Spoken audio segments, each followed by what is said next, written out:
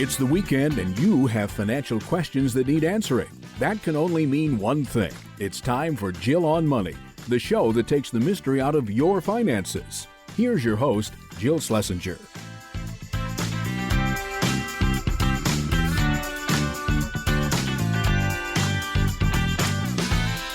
Welcome to the Jill on Money Show. This is the program that takes the mystery out of your financial life. I am your hostess, Jill Schlesinger, CBS News business analyst and a certified financial planner. This is a program that's trying to help you make better financial decisions, and we do ask you to do a bit of work.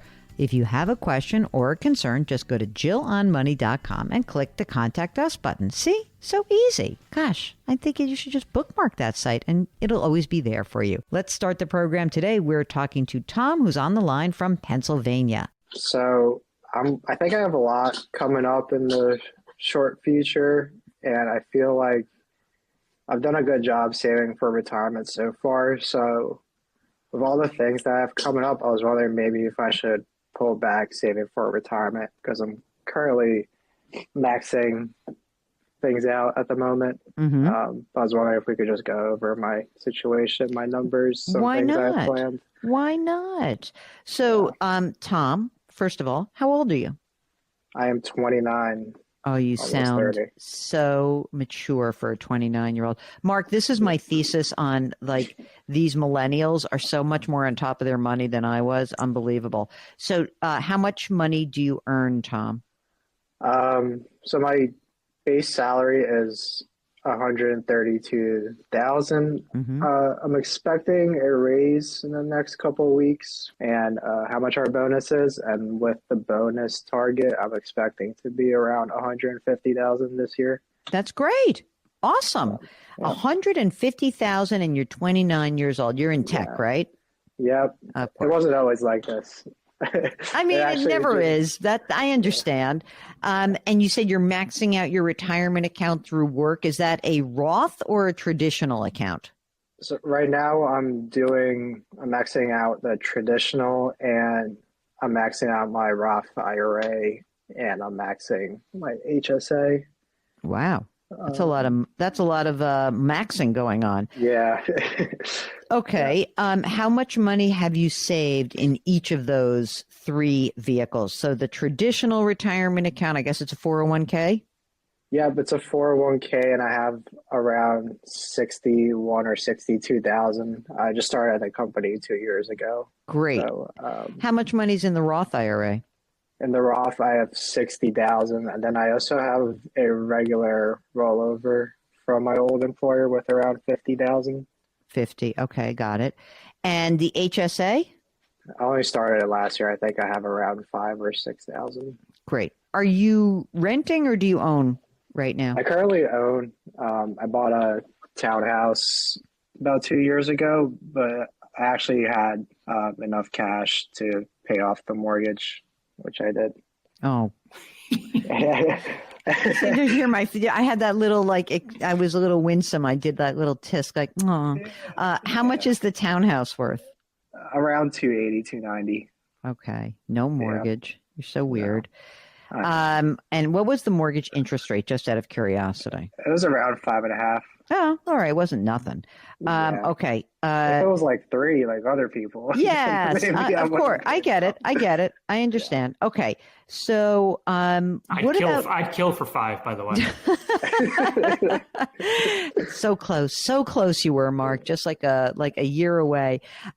So Tom, do you also have a brokerage account in addition to the retirement accounts and the HSA? I don't at the moment. Okay. All right, that's fine. I was thinking fine. about building that up. What about a emergency reserve bank account? Yep, I have savings. I have about 3 to 6 months of expenses. My expenses are really low because I don't have a mortgage or kids or anything like that, really. Okay, Tom, what are the short-term things that are happening? So I'm planning on proposing to my girlfriend this year. So I hope she's not listening. Wow, that's quite the assumption. She's going to say yes. I'm sure she will. Don't ask the question unless you know the answer. Yeah. I'm sure she'll say yes. Okay, so you're going to propose that. When does is there going to be like a big wedding, or is this like we're going to City Hall and that's going to be it, and have like a food truck at your house? I think we're doing something in between, not something extravagant. I'm planning on cash flowing it.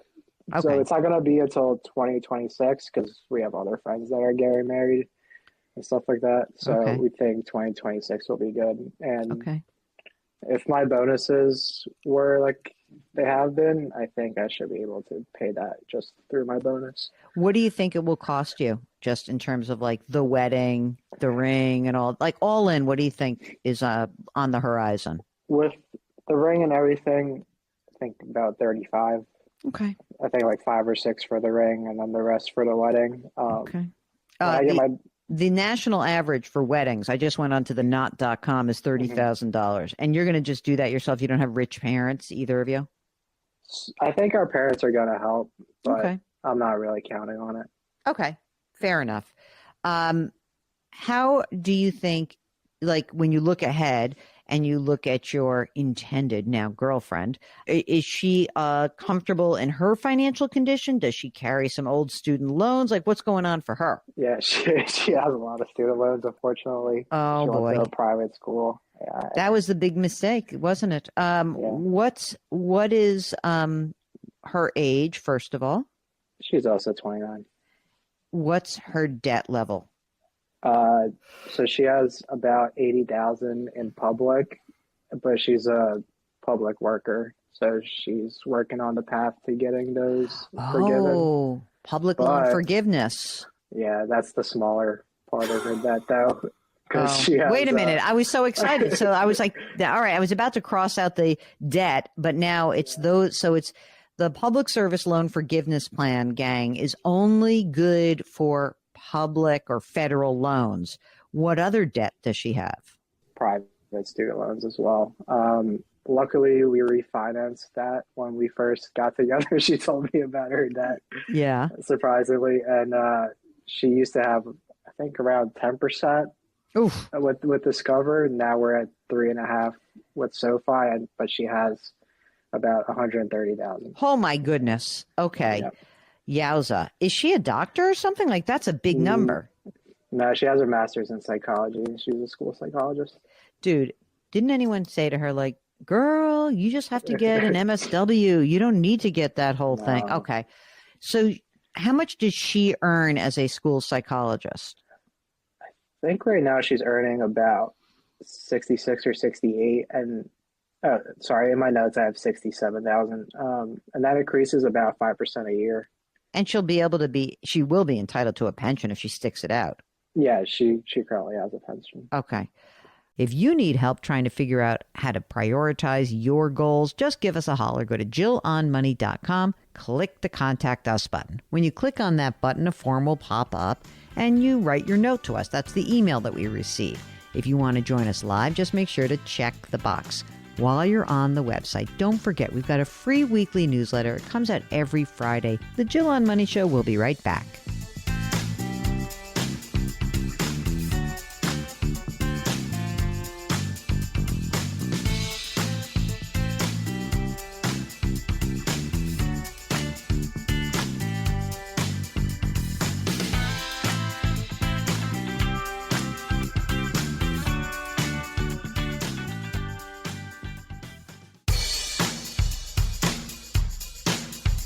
Do I invest here? Should I put my money there? Jill Schlesinger can help you. Back to Jill on Money.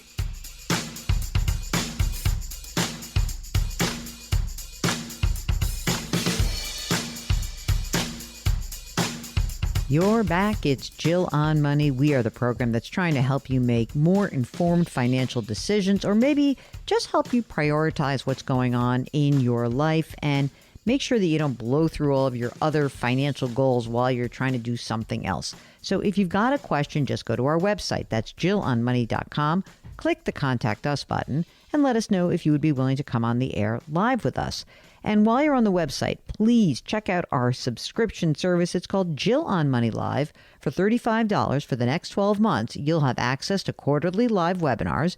You'll be able to see the webinars from the past, and you'll get special bonus video content like our recent interview with retirement expert and economist Teresa Ghilarducci. She's the author of Work, Retire, Repeat. It was a great interview. Anyway, check that out, Jill on Money Live. Right now, let's get back to Tom, who's on the line from Pennsylvania. Do you guys talk about it? Like, what's your intention? Are you like, yeah, we're going to just bang that debt down as soon as we can? Like, what do you think? Yeah, I kind of got her on board to start paying it off. I think she was a little kind of defeated by it at first. And then we ran the numbers, like if you pay more and, kind of just don't spend as much money, create a budget and stuff, we could probably pay it off in like 5 years instead of 15, I think is the... Does she live with you rent-free? Yes. Yeah. Oh, she used to give me $500 a month. Now you should just take that $500 a month and slap it down on that SoFi loan. Yeah. I mean, the bulk of her income take-home should be going towards the loan. And, the good news is, like, you're saving money like crazy. But if she could literally take her money from being a school psychologist and just essentially cash flow this, she has to make, obviously, for the loan forgiveness, she has to keep making minimum payments. She cannot miss a payment. But if she took everything else and just started to crack down on those private loans and you guys just live on your income, that's pretty awesome. Okay, short-term goals. Got to propose. Wait a second. Let me just go back to where we were. You're going to propose to her. You're going to get married probably in 2026. We got to pay off her private loans, right? Yep. What else? So we do want to move to kind of our future home that would, fit our future family. So we're kind of planning ahead. Yeah. What's that costing us? I think around $500 or $600.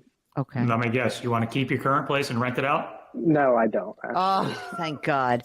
But you're happy where you are for right now. If you look at your income together, it's a lot of money, and you're going to have you have a pretty big upside, right? Yeah. She's just going to keep, she's going to increase, but she's got the good news for her is if she at all gets down and out, all you can say to her is like, okay, honey, we're going to get rid of this loan. And then we're going to have all that extra cash flow. We're going to be able to create a brokerage account. We're going to be able to put together a retirement plan for you. But, if she stays in the system, she gets a pension, and that's kind of great. So in the near term, I heard you say like you kind of were thinking about a brokerage account. I don't think that's where you are right this second because we need you to beef up those savings because we got to get, I think you probably want to save the 30 grand for the marriage, right? You want that already built up. And so I would have that immediately.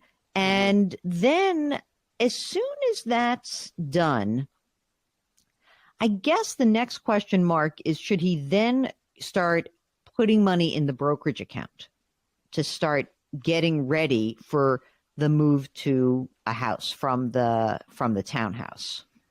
I don't know. I really just want to, even if he's using his own resources, I want to get rid of the loans. I mean, the thing is, it kind of depends where, thank goodness you don't have a gun to your head about moving right now. Right?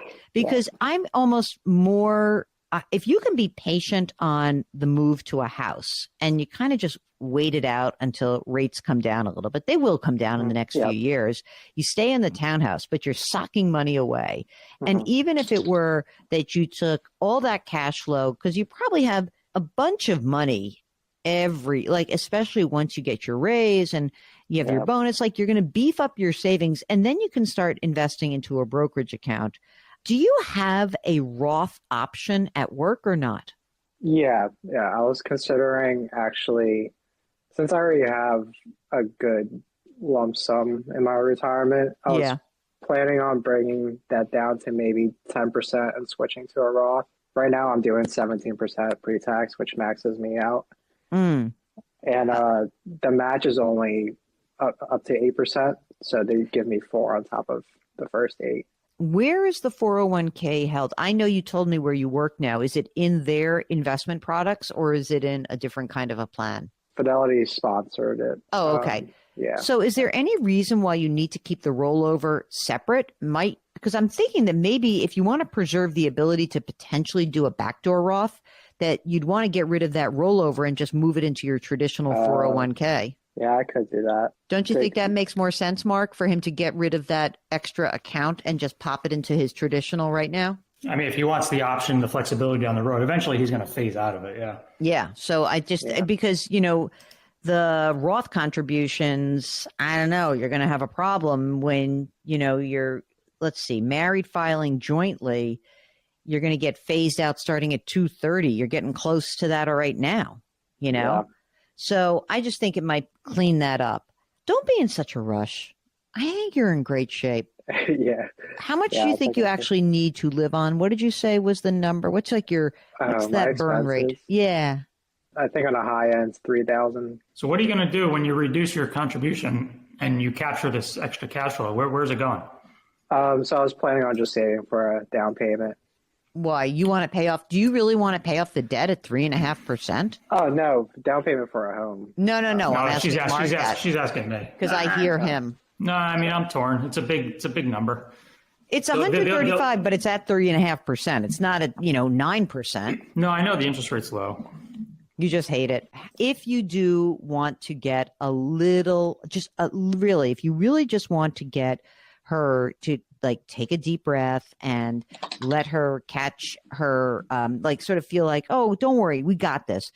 Play this for her. Make sure she hears this. You're going to be fine. You guys are going to be great. I know it's a ton of money, but 135 grand. She got the loan. She'll get the 80 grand released from the loan forgiveness program. You'll pay down the 135. She's going to have a sweet pension. She's not allowed to leave. If she wants to do a little side hustle and take those crazy kids from school and charge them money outside and get a private practice, that's fine too. But it's going to get paid off. I don't see this to be a bad one. This is going to be fine.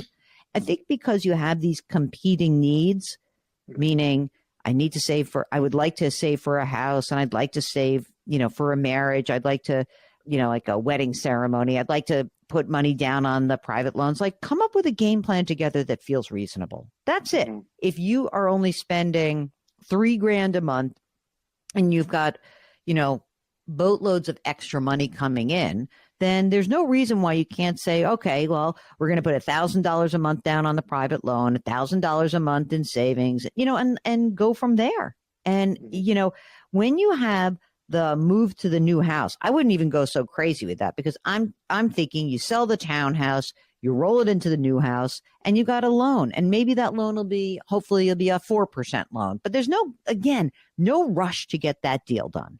No rush at all. I think you're in good shape. You're going to be fine. Mark, are you nervous? Come on. Can you believe I'm being so nonchalant about this? I'm not nervous. He's on top of it. He's kind of, a little nutty about this stuff too. So he's like us. That's right. Yeah. So I feel like that's why I'm not worried. I don't have to worry because you're worrying for me.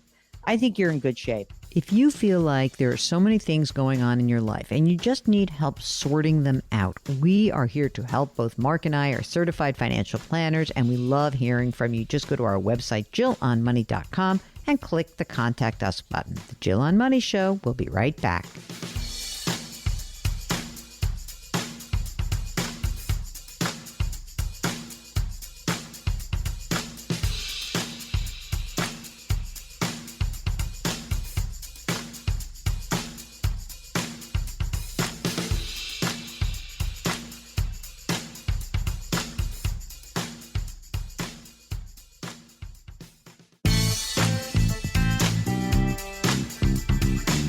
Back to Jill on Money, where Jill Schlesinger helps you take the mystery out of your finances.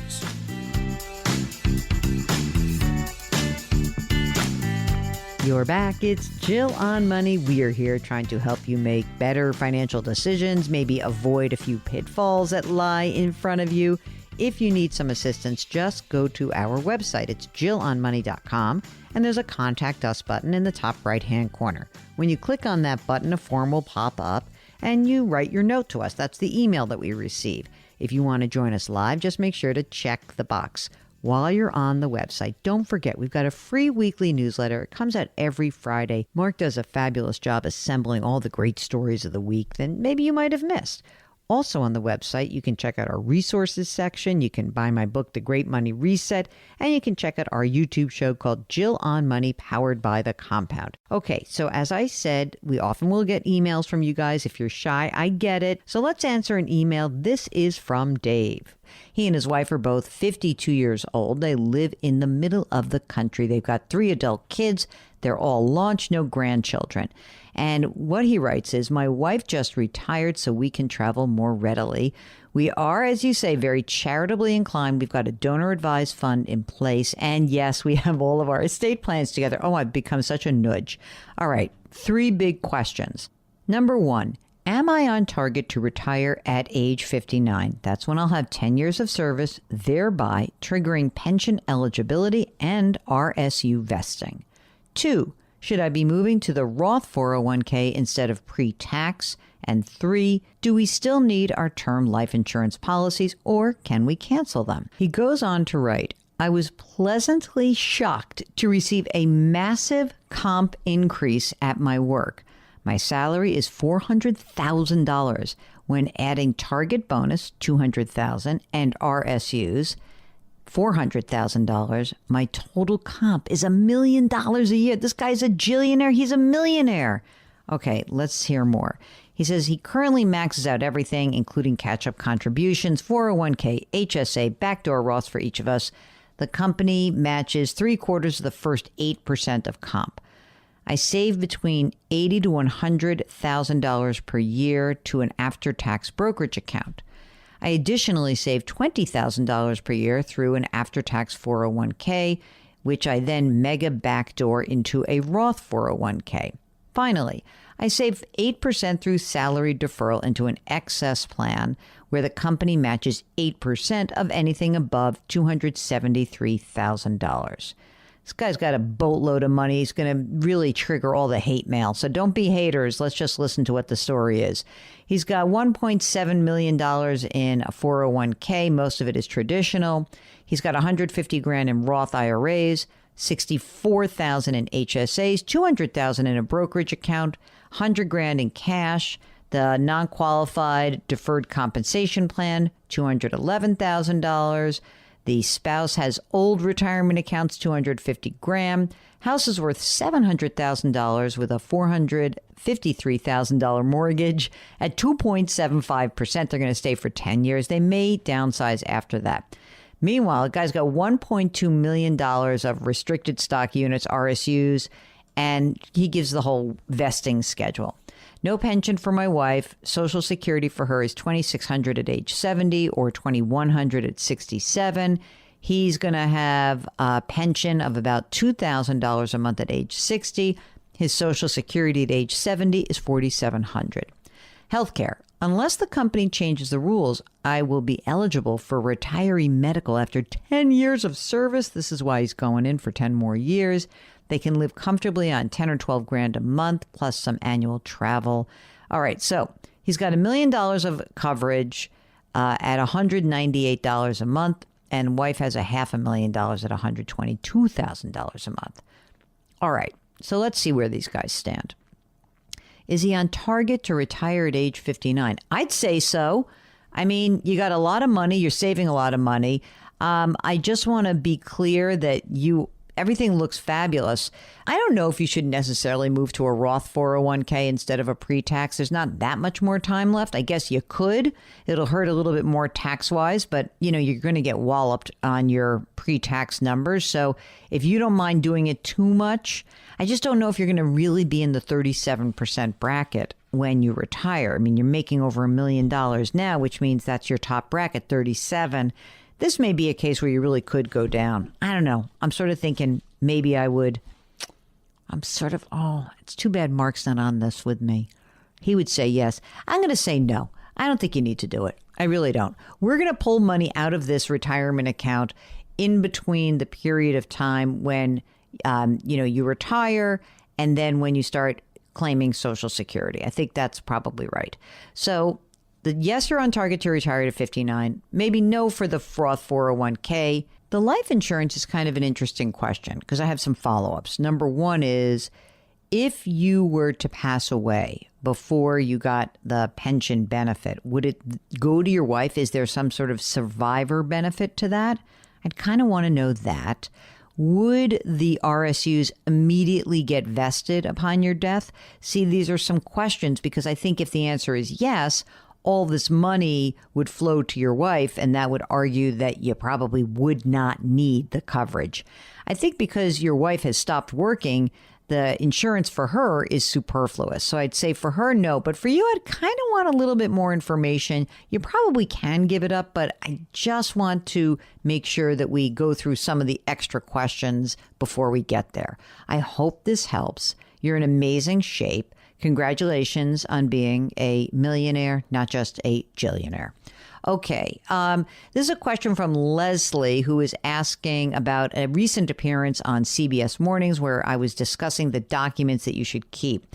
And she writes, my question is about stocks that you might have in a brokerage account. What documents should you keep related to stocks and bonds that you've purchased? I understand that you need to know the basis. What do you need to have proof of when you purchased them or sold them? Thank you. The answer is both. You want to know the price at which you bought it and then also the price at which you sell it. Now, if you're doing business at the same brokerage house for both sides of the transaction, they should be able to provide it for you. But just in case, I would flag it for myself. If you're a little squeamish about coming on the air with us, I get it. We do emails just like Dave's, and we could read your email. If you are going to just go email only, please be sure to give us a lot of details because I don't have the chance to ask all the follow-up questions that, the nosy Jill likes to ask. You're listening to the Jill on Money Show. We'll be right back.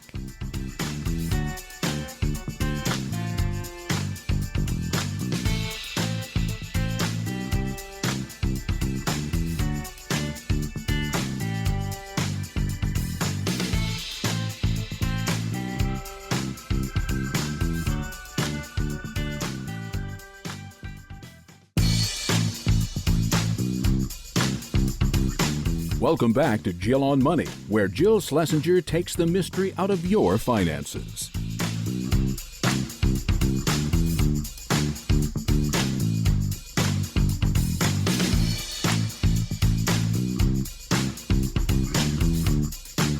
You're back. It's Jill on Money, the program that helps you answer the financial queries that could be keeping you up at night. Let's take an email from Mike. Mike says, we are in our mid-40s and have been contributing the max to my traditional 401k. My 401k does not have a Roth option, but it has traditional and after-tax options. I reached out to the plan because I was confused if there was a difference between the after-tax and a Roth. Here was the response. Roth contributions are not permitted under the plan. Okay. They are subject to the same rules and annual limits as traditional 401ks, and they're included in the ADP non-discrimination test. The only exception is that they are made on a post-tax basis, and if all conditions are met, the investments grow tax-free. After-tax contributions are permitted under the plan. They are not subject to the annual 401k limits. Okay, I get it. So here's what they got. $750,000 in retirement accounts, 75% of that is traditional. My wife's only 401k option is also traditional. I don't have a 401k match. Do you think I should contribute to the after-tax or stick with the traditional? If you recommend the after-tax, should I try to contribute more than $22,500? I think the after-tax limit is $66,000. I can't afford to contribute $66,000, but it's a good goal for the future. Mike, I want to know more about you. I'm thinking that maybe I don't want to deal with this whole thing. Maybe I just want you guys to do a backdoor Roth and call it a day, and that you each will do the backdoor Roth, and that's the easiest way around this. But I'd have to know whether you have retirement accounts, IRA accounts outside of these, and also I would like to know more about you. I'd like to know, when you say you can't afford the contribution of $66,000, I really would like to know more about what else is going on. Do you have kids? What's going on with the house? In other words, please get back in touch with us and come on the air. I promise I can change your name and you will be protected. Shh, we won't tell anybody, okay? All right, this is the last question. This is from Jan, who says, I love listening to your show. Here's 2 questions. My mom is 93. She's in excellent health. She still goes to the gym and she drives. I easily could see another 10 years in her future. Wow. There is always the possibility of needing expensive care for multiple years. And Jan's not messing around. She said $150,000 to $200,000 per year. Yowza. Okay, so mom has $800,000 at Charles Schwab in an IRA and another $225,000 in IRAs elsewhere, $140,000 in bonds at a firm in New Jersey, $600,000 sitting in 4 bank accounts, earning nearly nothing. Oh boy. Every year the RMDs roll into various accounts. She has good income from pensions and a real estate investment, which cover most of her expenses, including supporting an adult child at $50,000 a year. She has to dip into savings for expensive home maintenance, maybe $25,000 to $40,000 per year for her large old house. Her effective tax rate is 28%. The top rate is 34% due to her required minimum distributions. So here's question 1. The Schwab account charges her around $6,500 a year to quote-unquote manage. But I believe all that was ever done was to put the IRA through the software and put 60% in a bunch of stocks, large caps, 40% in a bunch of bond funds or bond-type funds. The stock portion is done okay, the bonds not at all, and there is no annual meeting or follow-up. I tried to find a CFP to independently review and comment on the investments, but after a brief review, all they want is for you to bring the money to them, and they say they can't do any better. No independent advice. That's so frustrating. Here's question 2. Barring finding a CFP and then convincing mom to go to a financial advisor, I'm trying to get my mom to move the $600,000 cash into CDs and to spread these out from 6 months to 5 years. Better to earn some money than none, right? Is this plan okay? I know that she might do slightly better in bonds due to her high tax rate, but she's resistant to the bond concept, and I just don't have the knowledge to do this confidently. She will not invest this money in the market. Any help you can give me would be appreciated. I feel the pressure to get this right and to help my mom plan her finances for her remaining years. I'm going to go question 2, then question 1. In terms of a CD ladder, yes, absolutely. I could not agree more. You could really spread it out from 6 months, but you could even go shorter if mom doesn't feel comfortable tying it up for 5 years. You could go 6 months, 9 months, 18, and dribble it out. And I think that's a great game plan. In terms of the money that is in the Schwab managed account, obviously, as you point out, it's not being managed. So there's a couple of choices for you. One is to just pull it out of the management structure and you can manage the money. I mean, not you, but you helping your mom. And it would be as simple as saying, let's hold on to the stocks or the stock index funds. Let's sell some of these bonds. They're probably going to take some losses. Buy some 10-year treasuries, some 5-year treasuries that give consistent income. You should buy the individual bonds, frankly, because why not, for her sake? Because that way, if it fluctuates in value, it won't matter. You'll say if it gets redeemed, it gets redeemed. We get the money back and clean it up. Otherwise, there is the possibility of going to a fee-only planner who will take a look at it. But I'm pretty sure that's what they're going to say. I think the big issue is that you have somebody who's collecting a fee on an account and not doing anything for you. So that makes me a little bit angry. So I hope that helps. If you want us to follow up with you, then feel free to get back in touch with us. If you have a financial question, just go to our website, jillonmoney.com. We'll be right back.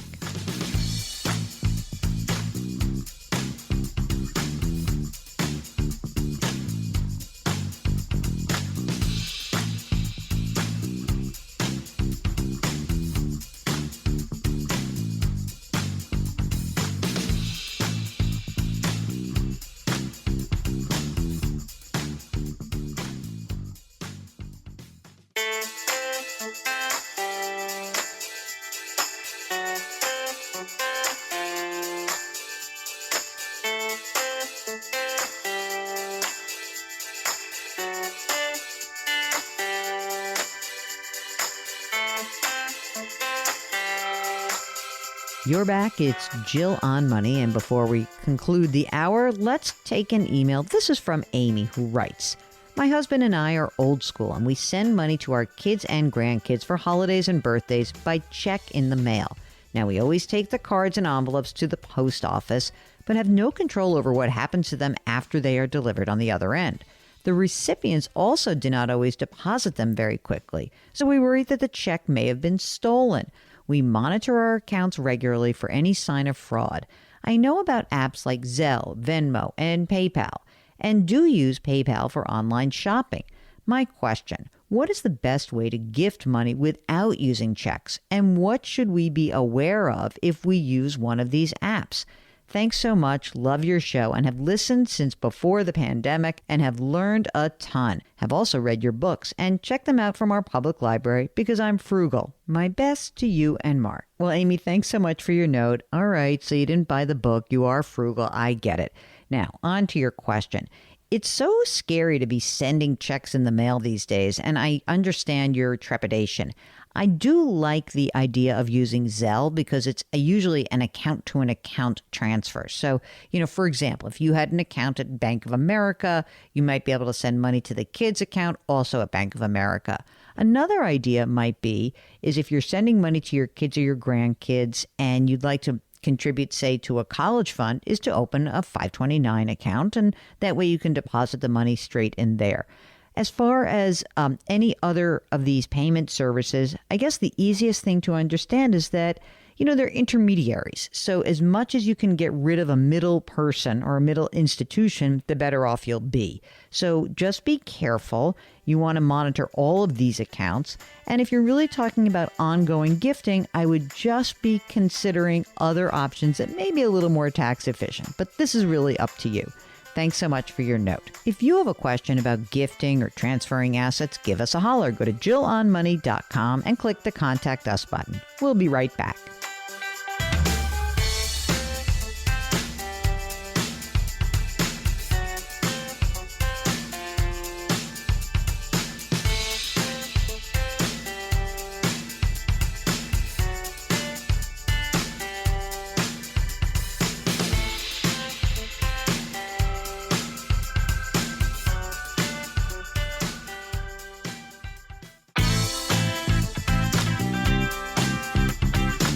It's the weekend, and that can only mean one thing. You're listening to Jill on Money, the show that takes the mystery out of your finances. Here's your host, Jill Schlesinger. You're back. It's Jill on Money. Let's go to Zoe from Massachusetts. Hello, Zoe. How are you, and what can we do for you? Hi, Jill. I am recently laid off. Oh. And so I'm looking to see if I can retire. Oh, I like that. I like retirement. How old are you? 59 and a half. Oh, people do like to stress that half when we know it has a special meaning. That half gets me access to those retirement accounts. Okay. So before you were laid off, how much were you earning, Zoe?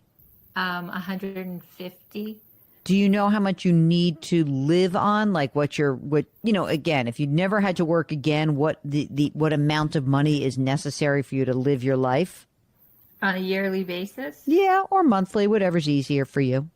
So I've come up with a number of $65,000 a year. Okay. After tax, of course, right? Like that's the net amount you need. I didn't consider tax in that number. No. That's okay. Good. So that's fine.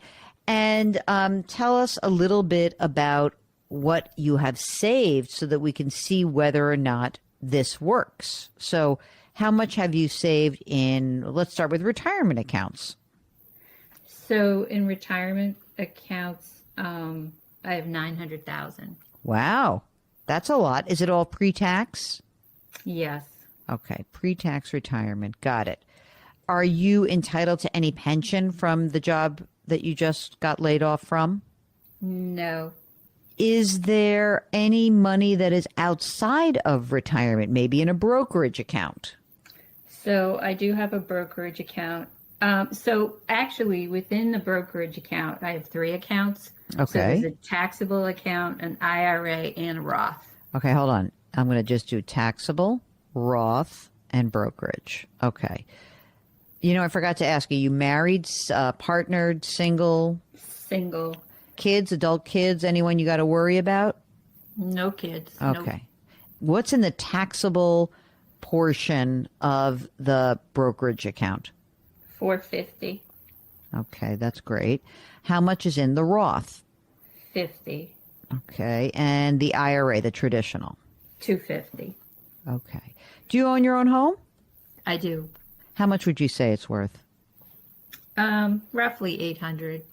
Is there a mortgage that still remains? No. Very nice. Plan on staying there? Going to move to Mexico or Costa Rica or Paris or anything like that? So there might be a future commune. Really? I like that. I like the way you think. So would you sell your house for that and then go to the commune? Also known, or maybe just call it a condo. I'm not willing to sell the current home, so it would be an addition. Okay. How do we factor in that possibility? Like, is there some lump sum of money you'd have to set aside to be able to do that? So I think I'd need about $2 to $250 if I went forward with the commune. Okay. I have so many questions to ask you, but let's get to this part first. I'm so nosy. Are you feeling like there's just no way that you want to work again? Or is this just like a fun exercise? Like, how are we approaching this? Is this an academic exercise, or is this like, I'm so strung out, I can't possibly ever go back to work again? So it is that I've been doing the same thing for 30 years and don't want to go. I could easily just work my network and go back to it. It's been 30 years. I think it's been long enough. Okay. So I'm willing to transition into something new.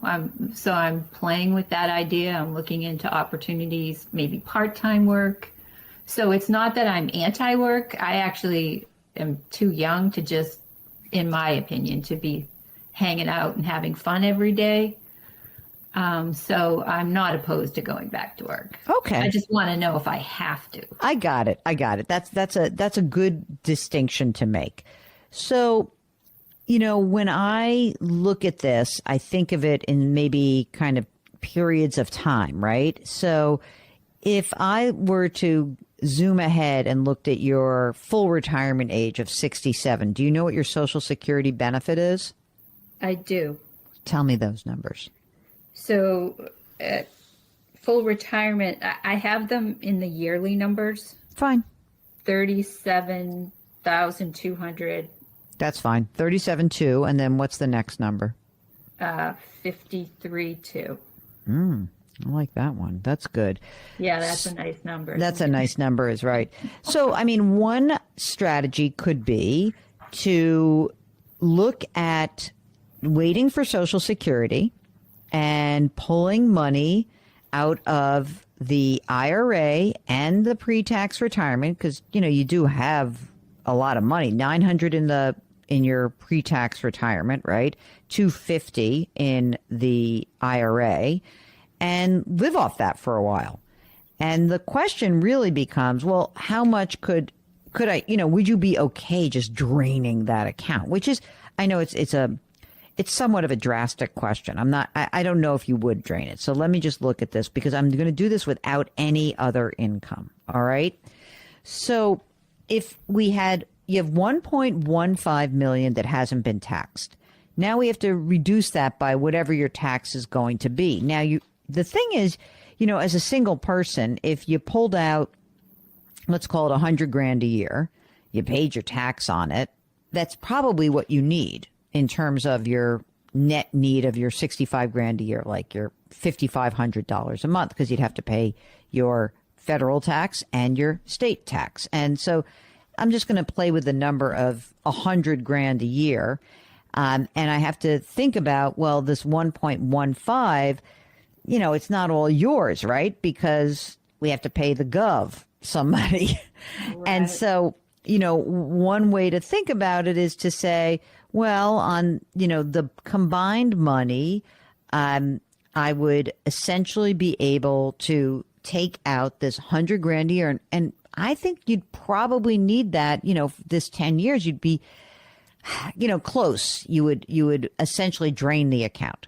And I guess I would ask you, how do you feel about pulling money out of that account, draining the two accounts, having zero left in that? You wouldn't have to worry about required minimum distributions, I'll tell you that much. But you would have the taxable account and the Roth account. So you'd have, in today's dollars, $500,000 that over the next 10 years would grow. And that's what you got.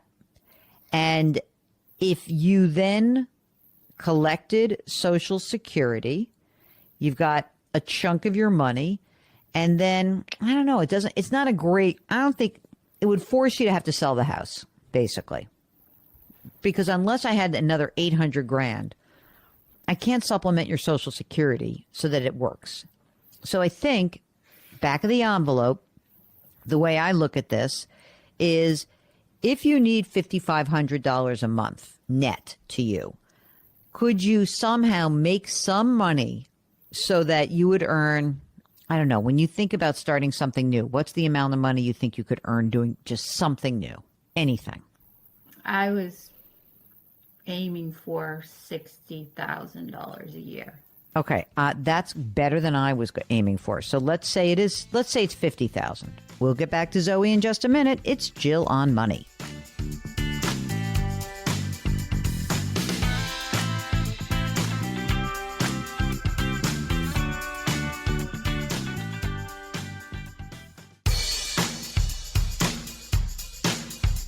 Do I invest here? Should I put my money there? Jill Schlesinger can help you. Back to Jill on Money. You're back. It's Jill on Money. Let's get back to Zoe from Massachusetts. If you could essentially, of the $5,500 a month, this is what I will tell you. If you could come up with half of that as earned income and the other half you pull from your pre-tax retirement accounts, then I'm all in on this. I think it can work. Now, I happen to also know that there is you wrote us before, and so someone had suggested to you that perhaps an annuity would do this for you, do the same thing. Is that right? Yeah, I've been told that I can retire with an annuity.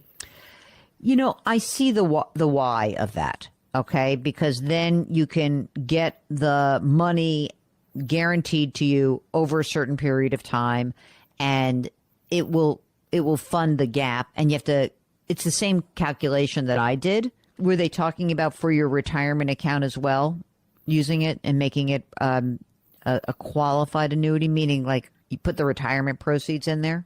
That it was my understanding they were going to roll the retirement accounts into the annuity. Okay, the 900, yeah. Okay.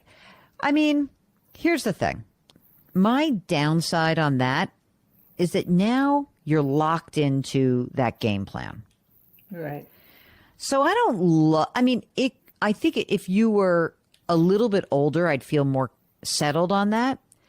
But maybe the way to think about it is you could do that perhaps in a year from now or 2 years from now, some portion of it.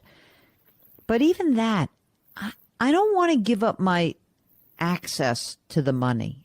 They'll probably tell you can pull 10% out a year, right? Would it be an immediate annuity or a deferred annuity? No, we targeted 2025. Mm-hmm. Because I have an emergency fund for this year, so I don't need to touch it. But like I guess what I feel like is I think we are having a somewhat of a premature conversation about this, because if you get if you have a new gig, okay, and it works out and it's $50,000 or $60,000 a year, and now that is really all you need, and you can just pull a little bit of money out of the retirement account, and then you have the access to those retirement accounts. You preserve the liquidity. I like that as a more flexible model going forward. Now, if you really are like, oh no, I'm just going to do it, tough luck, that's not what it sounded like. It's like what I heard from you is like, all the people who helped me write this book, The Great Money Reset, which is I'm exhausted from doing what I have been doing. I don't want to stop working, but I want to stop doing what I was doing. And I want to try something new. And I think if you want to preserve more options going forward, then I would look to do that. I would try to get something new. I wouldn't necessarily tie up all that, almost $1 million or more than $1 million if they're putting the IRA proceeds in there. I don't think I'd want to do that right now. And, for all I know, 3 years from now, you're making $120,000 doing something new, and you don't need any of this money tied up. In which case, I think you'd look back and be like, I wish I had my money back. He lost me when he said irrevocable, but I needed a sanity check. Yeah, I mean, it can work. It's almost like if you were 69 and a half, I guess that I feel like you're willing to work and you just haven't found what you want to do. And so I get nervous about making sure that we preserve as many options as possible. And that's what I think for this situation, even though I bet the math can work, because I'm sure somebody who ran this and like really looked at the numbers, you can probably make the math work because you are close. But real life has to creep in also. This is why in some respects, giving financial advice is not just, it's not just 100% math. It is half math and half art, because the art is hearing what you're saying and feeling, to me at least, like, I don't know if she's done yet. And I don't think you are done yet. So I don't think I would go. I think the plan is available to you. When did you get laid off? How recently? January. That's very recently. So what I would do is I would keep poking around, figure out what this new thing that you could transition to, and then come back on the air with us and tell us what's going on. And then we've got because if you say I can make $1,500 a month and I still need $4,000 a month somewhere else, then maybe that would work. But I think you'll feel better if you know what the actual numbers are and that you can really wrap your arms around that. Is that a deal? Sure. Yeah. You could get on board with that? I can do that. You're young. Come on. It's going to be exciting. You do something new and you got a ton of money. You do have a lot of money. So I don't want to make it seem like, oh, you have no choices. You have lots of choices. I'm just trying to, as much as possible, preserve the options for you, Zoe, because that to me is going to make you feel better. This is a time of transition. And I find that in times of transition, I like to have access to my money. So I think that is the kind of the key here. And if you find that you're in a different place, even 3 months from now, come back on the air and we'll talk it through. So can I just ask one more question? Sure. One clarifying question and one question. So you're saying I should not start taking my Social Security until I'm 70? Do you have good health? Very good health. Yeah. I would. Yes, I would do that. I would wait. And the last question was, so I have some cash, and I just wanted to hear from you if you thought, how they have these brokerage accounts have automatic balancing. Rebalancing, you mean? Yeah. Yep. How much cash? 200. Oh my. And is that in your that's in your taxable brokerage? Is 200 part of the 450? It's separate from anything we've spoken about. Oh, all right. You're holding back on me, babe. And you want to put that to work, maybe? Yes. I wouldn't put any more than 100 to work. That's number one. Okay. I probably would hold back a little bit in that are you getting paid severance? Yes. Till when? Through June. And what happens for your medical? I've been trying to determine COBRA costs, but that's actually in my that's budget. In your okay. I would probably take about, maybe I'd put 50 into the taxable. Right now in your taxable account, do you have is it like all stocks? Do you have some bonds? Like what needs a little love? What part of the portfolio? So the one thing we didn't talk about is the taxable account is currently managed. Mm-hmm. So I really don't know a lot about The only thing I've told them is I want it to be socially responsible invested. Mm-hmm. So- Well, maybe what you should do is, just because there's a lot of unknown, you could put maybe 50 in there. But then maybe what I might do is take like 50 and put it into a 6-month CD, and another 50 and put it into a 12-month CD. And that will give you a runway to get to the next place. So right now it's in a money market. How much? Yeah, I might put it. The reason why I might put it in a CD is that you'll get locked in, because if interest rates start coming down, then those money markets are going to come down. Yeah. Okay. You know what I mean? I don't know. I feel like I don't want you to go crazy. The market's up pretty big in the last 6 months. I don't need you to go chase things higher. I do think preserving and making sure that, you see what you need. You'll have more information in 6 months, right? And maybe in 6 months, I'm not saying you should market time. I'm just saying, I don't know what you really need right now. And I don't think you do. So until we have a better sense of what your needs are, I think we you're fully invested. You've got plenty of money invested. I don't think that there's any downside that right now, why not take a breath? This just happened, and see what happens next. It's the Jill on Money Show. We'll be right back.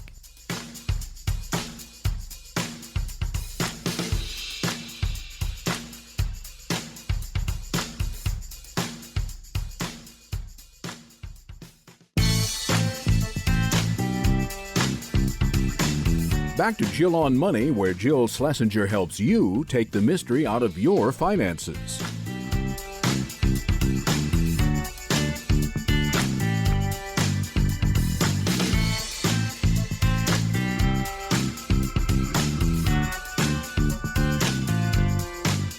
You're back. It's Jill on Money, the program that attempts to take the mystery out of your financial life. If you've got a question, just go to our website. It's jillonmoney.com, and then just click on the Contact Us button. When the form pops up, you write us as if you were writing me an email, and if you'd like to join us live, check the box, and Mark does everything else while you're on the website. Check out all of our content that lives there. There are resources, there are videos, there are other shows, there are podcasts, there's the blog, and there's the free weekly newsletter. That is just the most fun. So I encourage you to subscribe to that newsletter. It's a great warm-up for this program. Comes out every single Friday. Okay, right now, let's talk to Brian, who's on the line with us from Maryland. Hello, Brian. How are you? I'm good. How are you? Doing great. What can we do for you? So I am trying to get our retirement planning streamlined, I guess. My wife and I are both 32. We do not have any children and no immediate plans for children. I guess I'll just start with the layout of what we have. I make $120,000 annually with a slightly variable bonus, anticipating in the 40 to 60 range. But last year was actually closer to 70. And my wife makes $85,000, looking like soon to be $95,000. All right, I'm good. Can I say 95? Sure. All right, because it's very soon. Okay. Yep. And any bonus for your wife? No. Okay. And you're both contributing to retirement right now? So I am. I have access to contribute to a Roth 401k, which I have been. That has about 210,000 in it. My wife currently does not have an employer retirement package. Why? She work at some cool startup or something? Yeah, it's a very small consulting firm. Okay. From previous employers, she has a combination of IRAs. She's got 85,000 in a traditional rollover and 16,000 in a Roth. That's great. And right now you're maxing out your Roth 401k?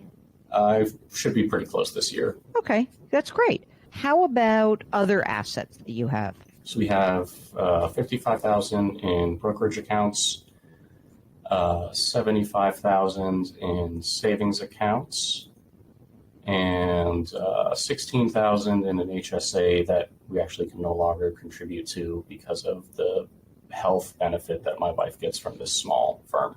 What about, let me just said about a benefit. It just triggered my thought process here. Do you guys have insurance through work, or do you have life insurance held privately? I have life insurance through work and added my wife. How much? I think it's $200,000 for me and $100,000 for her. Okay, great. How about house? Do you own? Do you rent? What's your situation right now? Yeah, so we bought a house a couple of years ago. It's worth about $580,000, and our mortgage is about $440,000. Interest rate? 5.1. Oh, that's a real number, right? Any near-term or even intermediate-term goals that we should think about while you're doing the retirement stuff as well? No, I mean, the house was the big one, and got that a couple of years ago now. And so, yeah, like I said, we don't really have we're not sure about kids either way. So right now we are holding off on that. Mark, what should they do? Really, Mark, what should they? I'm just kidding. But it's a possibility still, right? Yeah. Okay. I'm just looking to see here. I wanted to see on the Roth IRA what is possible for you guys. And I think that it's close. I was thinking about, should your wife make a contribution to a Roth IRA? And I'm thinking you might be close. I just looked at the phase out limits for contributions. And for married filing jointly, it looks like we start phasing out at $230,000. But I don't know, if you get a big bonus, you're going to get phased out. Exactly. So what else are you doing in terms of retirement savings besides the money that's going into your actual 401k? Are you actively putting some amount of money every single month into the brokerage account? Yeah, so that gets $400 a month, and we had been putting, I think it was at $540 or something, whatever the monthly equivalent would get us to the max, into a traditional IRA in my wife's name. But then with us kind of it was Roth for a while, and then with us approaching the limit, we switched it to traditional. And then, listened to your show about the Roth IRA and said, well, what exactly makes the most sense here? Mm-hmm. So we've kind of paused that for now and want to try to regroup and think about what makes the most sense. Mm-hmm. And neither of you will be entitled to a pension, is that right? Correct. Okay. You like what you do? I mean, chances are you're going to stay there for some time, right? Yes. Okay, great. Anything else that I need to consider? Because I have some ideas about a couple of things, maybe for your wife specifically, not as much for you, because I feel like you're doing a great job. I mean, you got the house, you got it, you're paying for it. Everything is good. You're putting money into retirement. You're putting money into brokerage. I mean, is there anything else that you guys need that we should consider? No, I feel like you said, I feel like we are in a good place, and, we want to take trips, as we age, and, are interested in retiring, not as early as we can, but on the earlier side. Well, let me give you a clue on that. If you want that, then the kid thing is going to definitely impact it. But okay, let's just say that you're good for now. So I'm thinking that, I don't know if your wife's going to stay in this small place or not. Mm-hmm. But there are a couple of things to consider, which is if they end up creating a retirement account, maybe what I would do is roll her $85,000 back into some traditional 401k, perhaps, if that's available to her, and then she can do backdoor Roths. We'll get back to Brian in just a second. If you have a financial question, or if something's changing in your life and you want to run a scenario by us, go to JillOnMoney.com and click the Contact Us button. It's just that easy. And while you're there, you should become a subscriber to Jill on Money Live. For $35, you'll have access to quarterly live webinars and lots of great special bonus content right there. It's on the website. Check it out. Jill on Money will be right back.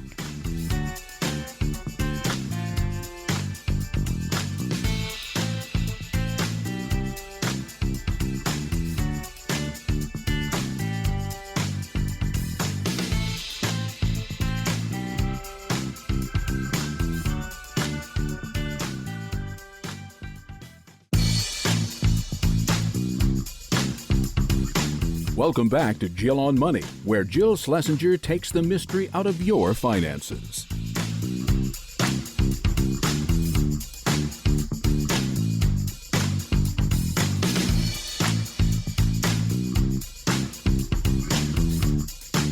You're back. It's Jill on Money. Let's get back to Brian, who's on the line from Maryland. Alternatively, what you could do is you could start converting her IRA, $85,000 IRA, into a Roth. And you don't have to do a ton of it, but I think that you could do it pretty efficiently and, not crazy change your tax bracket. I guess this also, of course, depends on your bonus. So I don't want you to root for a smaller bonus, right? We like the bonus. That's a good thing. But, with your bonus, your top bracket right now is 24%, okay? Mm-hmm. Which starts at $201,051. All right. So you're in that's your top bracket. If this year you don't get, you get a bonus of the same 40 or 60, even 70,000, the bracket is wide enough that I might consider converting enough money from your wife's rollover account to get you up to, you ready? Here's the number, and you'll have to listen to this again. I'll write it down.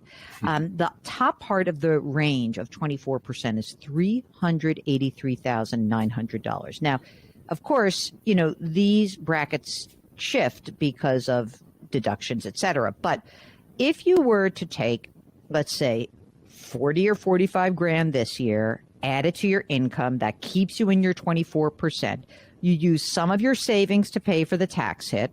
It's because it doesn't sound like you spend a ton of money. And you do that again next year. And now she has 100% Roth money, which I love. I really do. I think you're so young. I think that would be a great deal for you. All right. Mm-hmm. Now, after that, then she can start doing a backdoor Roth. And where's your brokerage account? Vanguard, Fidelity, one of those? Yeah. Okay. You could then establish the account at the firm, and you could establish an account that goes, and you basically say, we want to do a backdoor Roth every year. And I think that this could be an excellent idea for you guys. It's not huge, but since she has zero retirement plan, I certainly would be happy with her doing $7,000. Okay. Mm-hmm. And I would rather her put the money into a Roth right now than you guys having it in brokerage. So even if that meant that you had to sop up some of the brokerage or savings, I don't think that's the biggest deal in the world. I really don't. Mark, do you agree with that? A conversion and then a backdoor? Yeah, that's certainly an option. Obviously, she has the existing IRA, so they got to deal with that. Maybe they wait a little while and see if the new place gets a retirement plan up and running. But regardless, Brian, I would not be putting any money into a non-traditional IRA or into a non-deductible IRA. There's no point whatsoever. Yeah, I think that because right now you're making good money. You're so young. I think probably your income it will likely rise over time, and tax rates. Again, we don't know, but possibly that we're going to see higher tax rates over time, especially in your lifetime. And in that case, we would like you to have the money that's taxed at these levels for now. Now, if I looked at your actual expenses, Brian, what do you think that is? Don't include the money you're saving in your brokerage, but like your actual expenses. Do you know how much that is offhand? I know our credit card bill is, I think it averages around $8,000 a month, mm-hmm. but that includes a bunch of reimbursables from work. Mm-hmm. Our mortgage is $3,000 a month. So probably 10 grand a month. Yeah, that sounds all right. I think you're in great shape. I don't think there's anything else you need to do. I agree, Mark. Roth is definitely the goal here. And yeah, you can see whether, how many people are in your wife's firm? Like 12 or 13. That's enough for them to have a retirement account. If you guys are currently putting money into a traditional IRA, I would stop that and for the time being, redirect that money into a brokerage account. I agree. Okay. I agree. And how are you managing the money? Just give us a little snapshot. Do we need to smack you because it's 100% in NVIDIA stock? No. Right. It's a Fidelity managed robo hybrid account. Okay. All right, good. If you're happy with that, that's great. And I think otherwise you're in good shape. You guys have just the simple estate documents. We call these sweetheart wills. I leave you everything. You leave me everything. Yes. Great. And what other questions do you have for us? Because you're in excellent shape, Brian. Yeah, I mean, the only follow-up I had, I think you guys just touched on, which was what do we do in the interim over the next couple of years as we're converting the traditional IRA funds to Brokerage. Of the brokerage amount. Yep. I mean, especially like you said earlier, you don't necessarily want to retire early, but you want options down the line. So you're going to want to be able to get at that money at some point. Plus, Mark, they'll be able to roll all that money from the brokerage into their 529 account because when they have a kid, life's over anyway. No, right? it's not over. All right. Okay. With one kid, it's not over. All right. So Mark's making the play. Mark is now asking if you and your wife would consider having children. You know, really, just think about it. No, you're in great shape. You really are. And we love the idea of you focusing on the Roth and away from the, essentially away from the traditional environment. Okay. Mm-hmm. Yep, that makes sense. All right, you're done. We're done with you, and you're done with us. Go off and make a lot of money. I'm going to, of course, after we finish interviews, I ask all the nosy questions like, where do you work? How much So I think 32-year-olds, Mark, that are making over $200,000 a year. It's amazing. If you would like to get in touch with us, just go to JillOnMoney.com and click the Contact Us button. Don't forget to check the box if you want to join us on the air live. Jill on Money will be right back.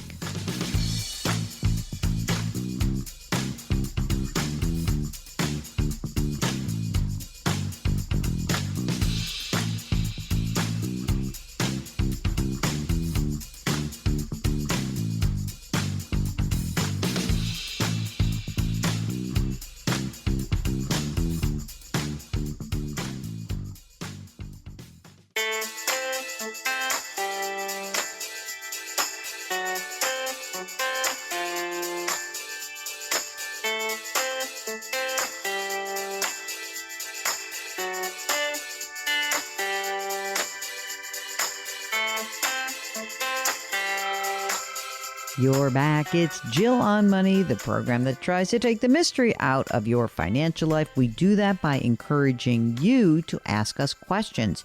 You can do so on our website at JillOnMoney.com. Just click the Contact Us button, fill out the form, and if you would like to join us live, just check the box and Mark does everything else. This is an email question which is from Anonymous, who says, I overpaid my Roth by $7,000. What is the best way to rectify this before filing my taxes? I'm 65 years old. Well, my friend, you are not alone. This happens all the time for a variety of reasons, and I don't really care why. But I do like the idea of rectifying the issue because the IRS actually charges an excise tax, a 6% excise tax to be exact, for every year the excess contribution remains in your Roth IRA. So if you overcontribute by, say, $1,000, you're going to pay the government $60 every single year until you resolve this issue. So, of course, it is in your best interest to make sure you figure this out as quickly as possible. Now, you have caught the mistake before the tax filing deadline, so the best option is to just pull the money out before you file your taxes. Of course, that's not so easy. You have to actually remove the contribution and then any earnings that were attributable to that excess contribution. And you should be able to figure this out by actually contacting the company where the Roth IRA is held. So that is what I would suggest that you do. And I know it sounds like a pain in the neck, but this happens all of the time. And I'm very happy